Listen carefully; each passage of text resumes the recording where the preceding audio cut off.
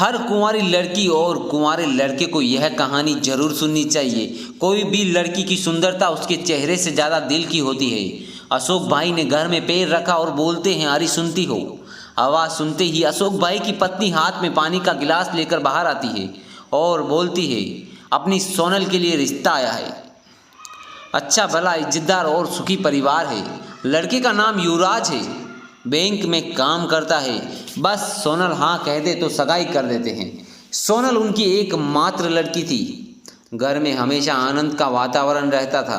कभी कभार अशोक भाई सिगरेट व पान मसाले के कारण उनकी पत्नी और सोनल के साथ कहासुनी हो जाती थी, लेकिन अशोक भाई मजाक में निकाल देते थे। सोनल खूब समझदार और संस्कारी भी थी। एसएससी पास करके ट्यूशन सिलाई का काम करके पिता की मदद करने की कोशिश करती थी। अब तो सोनल ग्रेजुएट भी हो गई थी और नौकरी भी करती थी, लेकिन अशोक भाई उसकी पगार में से 1 रुपया भी नहीं लेते थे और रोज़ कहते थे, बेटी यह पगार तेरे पास रख, तेरे भविष्य में तेरे काम आएगी। दोनों घरों की सहमति से सोनल और युवराज की सगाई कर दी जाती है और शादी का मुहूर्त भी निकलवा दिया था। अब शादी के सिर्फ 15 दिन ही बचे थे। अशोक भाई ने सोनल को पास बिठाया और कहा, बेटा तेरे ससुर से मेरी बात हुई। बेटा तेरे ससुर से मेरी बात हुई, उन्होंने कहा दहेज में कुछ नहीं लेंगे, ना रुपया ना गहने ना ही कोई और चीज़। तो बेटा तेरी शादी के लिए मैंने कुछ रुपए जमा किए हैं। यह 2 लाख रुपए तुझे देता हूँ, तेरे भविष्य में काम आएंगे। तू तेरे खाते में जमा करवा देना। ओके पापा बोलकर सोनल ने छोटा सा जवाब देकर अपने रूम में चली जाती है। समय को जाते कहाँ देर लगती है। शुभ दिन बारात आंगन में आई। पंडित जी ने चौरी में विवाह विधि शुरू कर दी। फेरे फिरने का समय था। कोयल जैसे ही कुहकी हो ऐसे सोनल 2 शब्दों में बोली, रुको पंडित जी, मुझे आप सबकी उपस्थिति में मेरे पापा के साथ कुछ बात करनी है।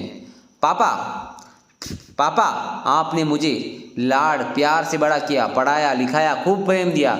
इसका कर्ज चुका सकती नहीं, लेकिन युवराज और मेरे ससुर जी की सहमति से आपने दिया 2 लाख रुपए का चेक मैं वापस देती हूँ। इन रुपयों से मेरी शादी के लिए लिए हुए उधार को वापस दे देना। और दूसरा चेक 3 लाख रुपए का है जो मैंने अपनी पगार में से बचत की है। जब आप रिटायर होंगे तब आपके काम आएंगे। मैं नहीं चाहती कि आपको बुढ़ापे में आपको किसी के आगे हाथ फैलाना पड़े। अगर मैं आपका लड़का होता तब भी इतना तो करता ही। वहाँ पर सभी की नज़र सोनल पर थी। पापा अब मैं आपसे जो दहेज मांगूंगी वो आप दोगे क्या? अशोक भाई भारी आवाज़ में, हाँ बेटा, सिर्फ इतना ही बोल सके उसके पापा। तो पापा मुझे वचन दो, आज के बाद सिगरेट को हाथ नहीं लगाओगे, तंबाकू पान मसाले का व्यसन आज से छोड़ दोगे। सबकी मौजूदगी में दहेज में बस इतना ही मांगती हूँ। लड़की का बाप मना कैसे करता? शादी में लड़की की विदाई के समय कन्या पक्ष को रोते देखा होगा, लेकिन आज तो बारातियों की आंखों में आंसुओं की धारा निकल चुकी थी। मैं दूर से सोनल को लक्ष्मी के रूप में देख रहा था। 501 रुपए का लिफाफा मैं अपनी जेब से नहीं निकाल पा रहा था। साक्षात लक्ष्मी को कैसे लक्ष्मी दूँ? लेकिन एक सवाल मेरे मन में ज़रूर उठा, भ्रूण हत्या करने वाले लोगों को सोनल जैसी लक्ष्मी मिलेगी क्या? कहानी कैसी लगी दोस्तों, कमेंट में ज़रूर बताना दोस्तों। धन्यवाद।